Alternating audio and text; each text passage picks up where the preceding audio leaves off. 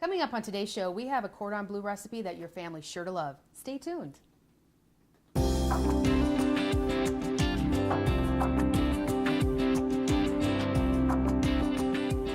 I'm Rhonda Fitterer. And I'm Laverne. And we have a couple recipes today. We don't have a dessert and we don't have a salad. That's awesome. Still going to be good. It's going to be awesome. We have a crispy, creamy chicken cordon bleu, and we're pairing that today with the roasted sweet potato wedges. Yes. Love sweet potatoes, so I'm really excited to see how that one turns out. It's going to be good. If you want to go ahead and cook along with us, just grab a piece of paper and a pen and write down these ingredients.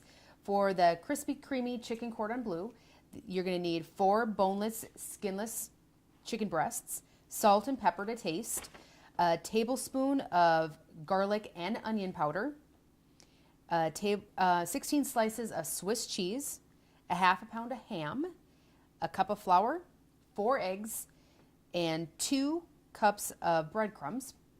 And then for the sauce, it's a creamy Dijon sauce. You're going to need 3 tablespoons of butter, 2 cloves of garlic, 3 tablespoons of flour, 2 cups of milk, a 1/4 cup of Dijon mustard, and a cup of shredded Parmesan cheese. Yeah. That's a lot of ingredients.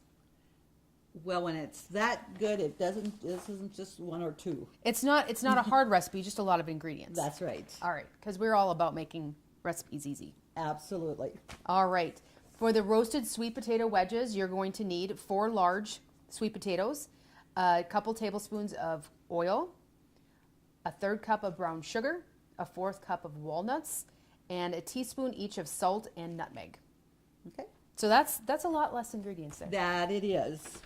But even though there's a lot of ingredients on this chicken cordon bleu, it is easy to assemble. It really is. Okay. But it's going to be so worth it. All right. Where do you want to start?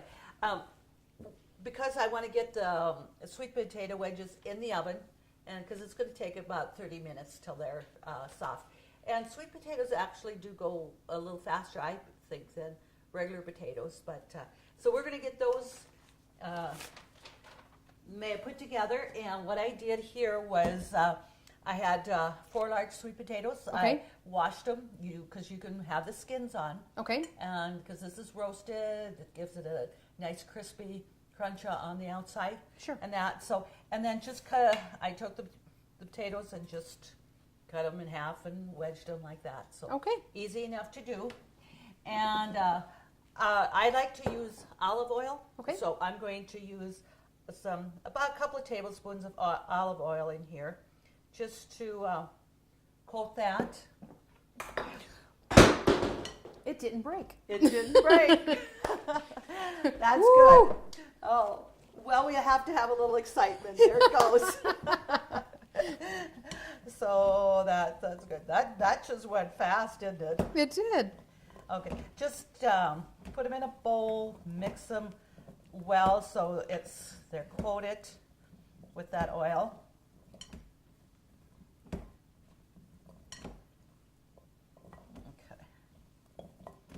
Looks good. There.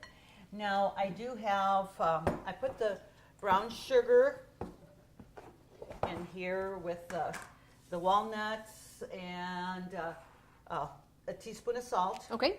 So let's just work that together here. And make sure your walnuts are really pretty finely chopped. Okay. You know, that Put them through a food processor or anything like that, yes. rolling pin them out. Yes, just to make them nice and fine. And when I'm doing this, and I thought, I love any kind of nuts, and that was good.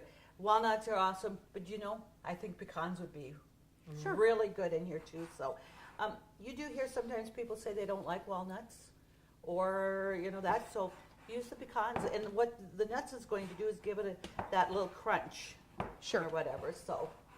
And I put a little bit of nutmeg in here, and that's optional. Sometimes people don't maybe care for that. Sure. But not necessary to put it in if you don't want to. Okay. It says about a teaspoon, and I did put it in here, but I did just cut that back. So that's that's all mixed together. So we're going to just dump it in here. And then we're going to coat that. And I think the recipe kind of just said that, put the oil on your potatoes and put it in your pan and then do the brown sugar and that over the top. I just find that anytime you can mix it and coat it like this, it's just going to be, more just evenly distributed. Yes. Well, and then the brown sugar is sticking to the potatoes more than just falling off. It will. And I will spray that pan a little bit there. I do have, with that oil here, but your brown sugar and those things are kind of absorbing that. So we just want them, that all of them, we don't have any of that sticking to the pan. Sure. So we're just going to pour that in there. And we just have that on top. Okay. And then we'll just spread them out, there. And we'll just take some of that and just, put that on top of the potatoes there. So probably about halfway in between what I'm going to do. I am saying it's going to take maybe about 30 minutes or so. We're going to just set the timer, and then we're going to just kind of rotate them a little bit, because by then the brown sugar is going to start, melting. Mm-hmm. And if we just turn the potatoes, it's just going to coat them a little bit more with the, all of the brown sugar and the nuts. Okay. Boy, some days. Whoa. So we're going to... We know what you mean. Good. I'm glad somebody does. Okay. So now with that going in there, I said we're going to turn the oven on. I'm on a timer for 15 minutes. So why don't I do that? So, and I've got the oven on. It says at 450. And for something like that, if your oven has the convection bake cycle on there, that's great because it's just going to crisp and brown that a little bit better. Okay. So love that. Now for the chicken cordon bleu, what you're wanting to do is you're going to take, this is 4 chicken breasts that we have. Here, I'll let you hold that and cut that for me. Okay. Fun to work with cellophane. That's got so much electricity in that. So just put that on there. And you're going to take your chicken breast. And there's a little piece here. I'm going to use that. I don't want it to go to waste. And you're going to just bring that up here. Let's move that a little bit further. And you want to flatten your chicken breasts. Okay. And make sure that your chicken is, nice and dry. I like to wash, and you should wash chicken or whatever. And, I took some paper towels and just patted it dry so that it would absorb the moisture when you're wanting to, just pound and make it thin. So Okay. that's what I'm going to do with this one here.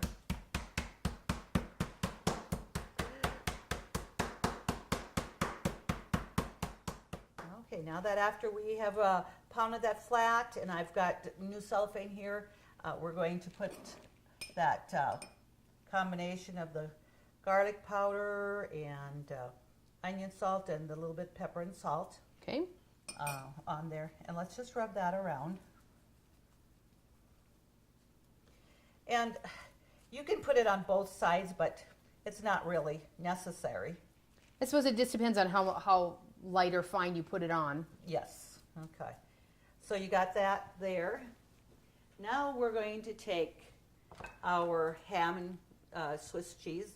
Let's layer 2 slices of Swiss cheese. And depending upon how thick or big your slices are, you might want to add a little bit more than just the 2 there. Okay. And this ham is nice and thin. I'm going to put 3 slices on that. Okay. Just kind of even that out. There. And then now we're going to put another couple of slices of Swiss cheese on it. Okay. Okay. So now what we need to do is we're going to roll this up. And that's why you want to use a cellophane, because that's just helping you To in this roll it. process. But we're also going to put this in the refrigerator and for 30 minutes, Okay. just to cool it down before we put that in here, Okay. in the egg wash, the flour and the egg wash and stuff. So we got that rolled, and let's get that. And then we're going to twist these ends. And if you have, you know, I didn't end up having this that long, but I could have tied it. But you know, if you twist your ends really good, that's all you need. Okay. And so we're going to get out a plate just to put that on. There you go. And we'll show another one here, what we're doing again. And let's just take our cellophane. Oh here. yeah, I'm the cutter. You're the cutter.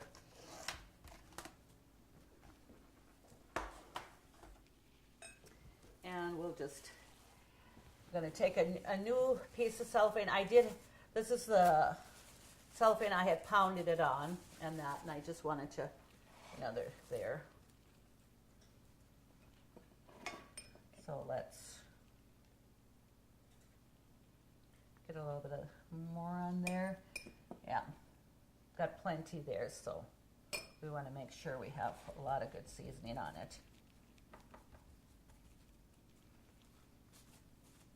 And one thing I did notice with the first one that I rolled that I would suggest, make sure that we have the ham and cheese maybe a little bit more in, so when you're rolling at the edge, you know, a little bit of the ham isn't sticking out or whatever. I think it would be better just to have it all there. So we're going to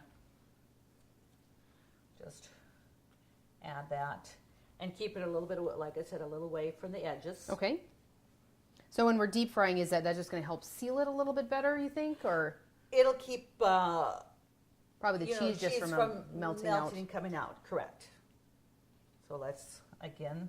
So we're deep frying these. Are you able to bake them as well? Okay. You know, we're going to pan fry them. It's not really deep frying it.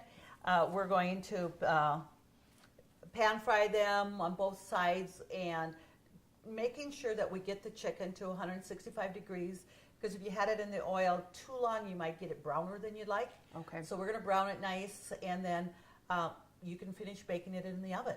Okay. So you get that chicken, you need that chicken well done. Oh, absolutely. So let's get that rolled. There. And try to keep the ham and the cheese from moving. There we go. And you can see that this is going to make a pretty big chicken cordon bleu here. Oh, absolutely. It's something that, Yeah. for most people, you might only need half of it for a serving. That's correct. So let's just say we're just going to do this here and then get that and lay there. So we'll get all 4 of those done, and we'll get them in the fridge and leave them for about 30 minutes. Then we'll just come back and finish it up. We'll Sounds pan good. fry them and be able to taste them. Show everybody how it's done. Country Rose Cafe on East Villard is open for breakfast and lunch 7 days a week. Enjoy daily homemade specials, caramel and cinnamon rolls, several different kinds of homemade pies made fresh every day. Country Rose Cafe is also famous for homemade soup, including their ever-popular Nefla served every Tuesday. While you're in, make sure to pick up your Channel 18 Cooking Crave recipes and like us on Facebook for different specials and announcements. Country Rose Cafe, the way a cafe should be, located at 837 East Villard in Dickinson. Okay, now we do put this creamy chicken, this Dijon sauce over the chicken. Okay. So we're going to get started with that while the chicken is cooling in the refrigerator and the potatoes are in the oven. Okay. So we're going to start with 3 tablespoons of butter.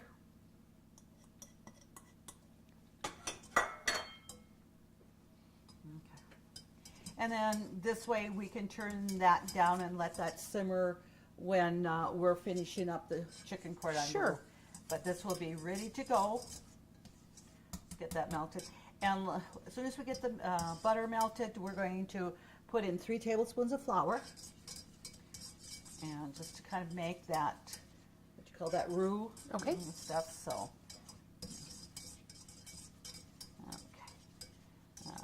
right, so let's put the thickening in there. And we're going to put in 2 cloves of crushed garlic, you know. Okay. And get that mixed in there.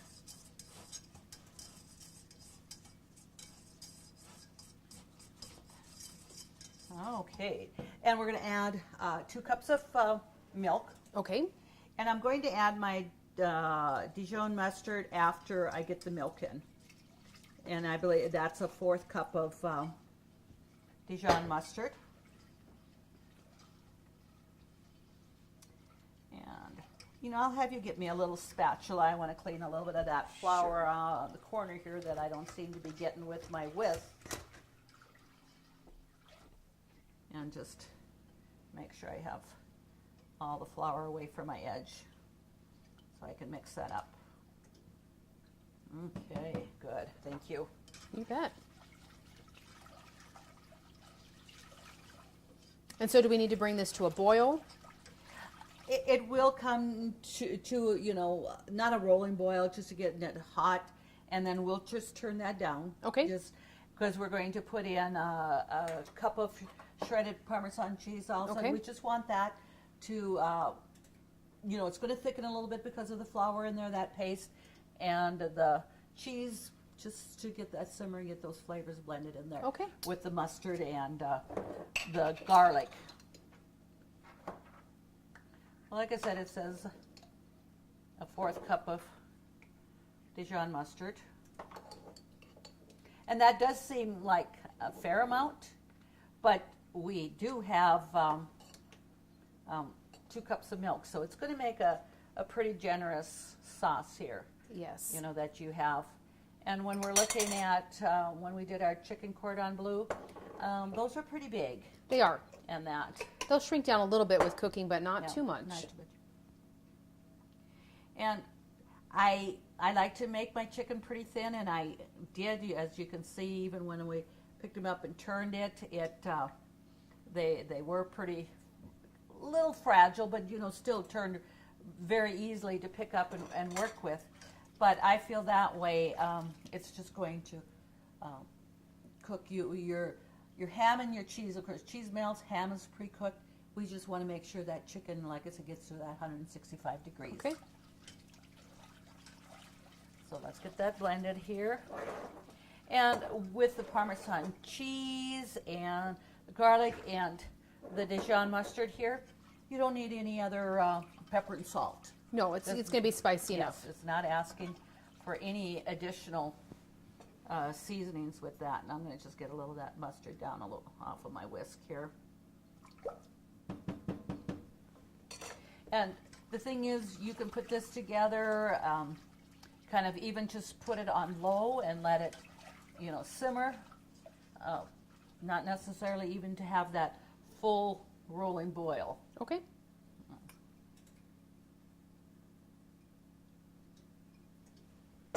But, you know, when you have this here, you want to come over and stir that occasionally so that it doesn't scorch on the bottom. Right, or whatever. especially with that milk and cheese in there. Yeah. But like I said, we're definitely going to turn it. And we can already see the steam coming up here and stuff. So I am definitely going to turn this down quite a bit here just to let that simmer. And in the meantime, let's get this pan going here a little bit. And again, I don't want that on high, but I want that oil to get pretty hot. So I'll have that probably on medium high. Okay. You want your oil hot, but you don't want it so hot that it just browns that chicken, the crumbs, and almost get to a burnt before it's going to be done. Okay. So definitely make sure that you get that, you know, hot enough, but not too hot. So I got that going. I turned it down. We can already see that it is thickening a little bit, so we'll just set that aside here. Okay. And it looks like I just got a little bit on the side. I'll get that wiped off here. Don't want stove extra cleaning on that. So. Right. Okay, so we have our pan, and we're going to add our oil. Being it's not really what we're calling deep frying. We're pan frying it. So have any skillet that's good sides on them, and put an adequate amount of oil in there so that you can enter that in there. When you put it in, it's going to get A little bit up on the sides. yes. And Okay. so we're going to let that heat up, and I would say now it's probably good 20 minutes. Just a few more minutes, we'll be able to take that chicken out and get it finished up, and then we will be right back here. Sounds good. See your VA home loan expert at ENG Lending of Dickinson. Jay Wandler and the professional staff at ENG Lending provide expertise and services that are traditionally offered by the largest financial institutions, all with the local integrity of a local community bank. No wonder why ENG Lending is the area's #1 choice for North Dakota veteran home loans. Visit them online at 456loan.com or call 701-250-8166 today. Our chicken is nice and cold, and the reason for a lot of this is, when we wrap that up in that cellophane, we're bringing that chicken tighter, making it a tighter roll. So Okay. when you do deep fry it, that it's going to work out better. Okay. So what you want is your 3, dishes here. We're going to roll it in flour, Okay. then an egg wash, and then panko crumbs. Okay. And definitely your panko crumbs are going to give it a lot crispier, nicer coating than just regular breadcrumbs. Okay. And these are definitely easy to find in the grocery store or wherever. And they almost feel, it is wheat flour and that, but almost feels like a rice texture. If Okay. people That kind of haven't, looks like it a little bit yeah, too. if you haven't worked with those, but you're going to get a lot nicer crust to your chicken or to whatever you want to pan to fry. So Okay. just something to keep in mind. That's maybe something you might want to use more often. Sure. So let's just take this. We're going to unroll that, and we'll just get that undone. And then, like I said, we're going to roll that in the flour here. Get that nice and coated. And then when we can bring that other plate over here so that I can use that sure. to put it on. And now the egg wash. And definitely take a mixer and beat your eggs well, or you want to whip that pretty well. And now we're going to, see, people are going to see that we're going to roll that in the crumbs. Okay. So, and with the egg wash on last, just before you do the, use an egg wash before you even roll it in there, it's going to make the crumbs stick better. Sure. So let's just, there. And, I had some tongs here to use, but nothing works any better than your Hands work the best. Yes. So let's get on there. Okay. And then we'll just take one more there. And the rest then we'll just, we want to get a couple, because I'm I'll not, stick it back in the fridge. that would be a good idea. We don't want to, I'm going to only put 2 in the pan, to begin with. Yeah, because they're So pretty big actually. They are. I think times, like you said, when you buy some of these, it's probably going to be half this size. Mm-hmm.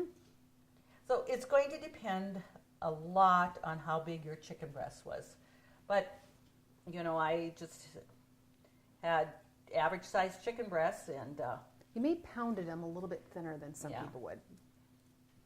But I think it'll help when it comes to frying that you make sure that that is done then. yes, absolutely. And depending upon, what you want to really dip in here, it says 2 cups of crumbs, but if you think you're not going to use it all, you can always add.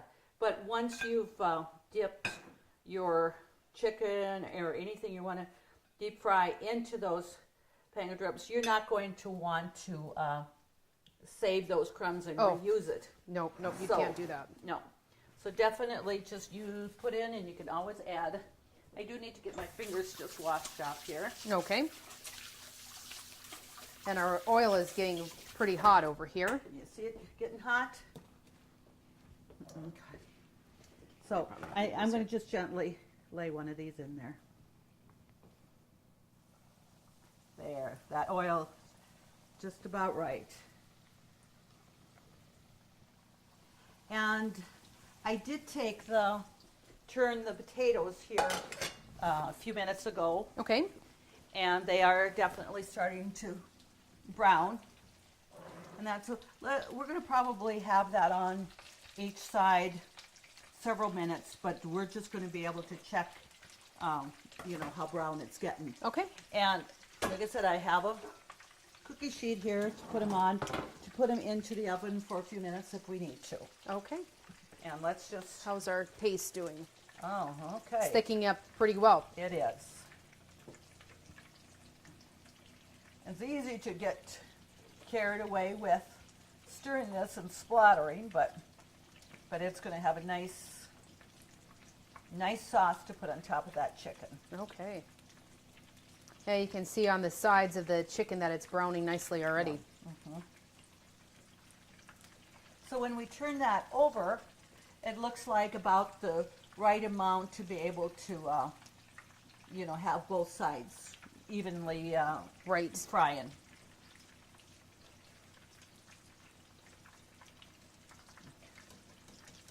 Okay, so I'll put that to the side here.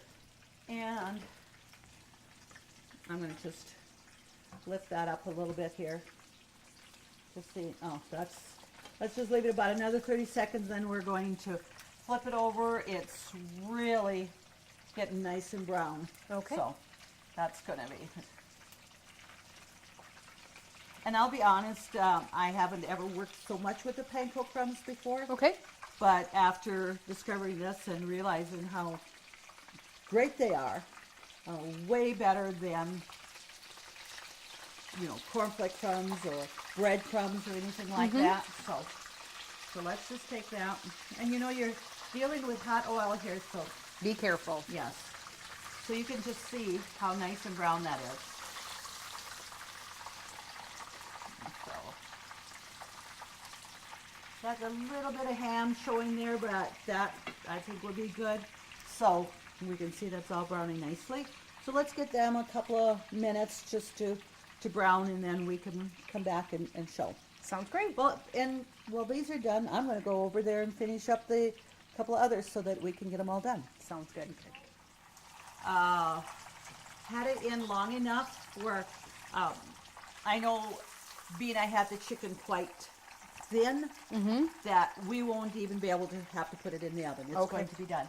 And definitely it's going to be nice and crisp with that. Well, and it's But- something that when you have it that nice and crisp, if you have leftovers, it's something you can put it back in the oven, Yes, absolutely. and that will be just as Yeah. crispy. Yeah. And another thing that's gotten quite popular and is out there is your air fryers. Oh, yes. So when you have something like this that is already done and you just need to heat that up, Yep. those air fryers are pretty awesome. So we're going to get that in here. So we'll be able to let that go, and I do know my potatoes are done Okay. and stuff. I'm going to go ahead and turn off the oven and rinse my hands off a little bit here. Yeah. Get that going, and let's just look at our sauce here. Oh, that sauce is really good. So let's turn that off. Bring that over here. Okay. And what we're going to do is we want to go ahead and slice them, just nice little slices, and then we're going to put it on the plate and put some sauce over on Okay. it. And that, so need a good sharp knife. Whoop, this serrated one's probably going to work really well. So let me just bring this out here. And see, it's not even that hot to the touch now. And we see, you know, that cheese is melted, and we're looking at that chicken, and there's no pink in it anymore. So that's exactly what you want. Perfect. Well, it smells great. It looks great. Okay. Therefore, it must be great. It will be, absolutely. Even though this does take a little bit more effort than a lot of the things we've done, you know, it's well worth it. And It's really not that hard. You just have a couple extra steps in there, but it's not. It's something that anybody can do. yes, and you know, we like to have just a little variety, you know, with things. So sometimes that little extra effort is going to be It's going to so pay off. well worth it. Yes. Your So family will really appreciate it. Right. Well, that looks still good over there before I have to turn them. And then we'll be able to take out. All right, so I'm going to have you just go ahead and drizzle some sauce on it. Okay. And you know, if I found my little gravy ladle, that would probably be the perfect way to take it out, but that'll be okay. You know.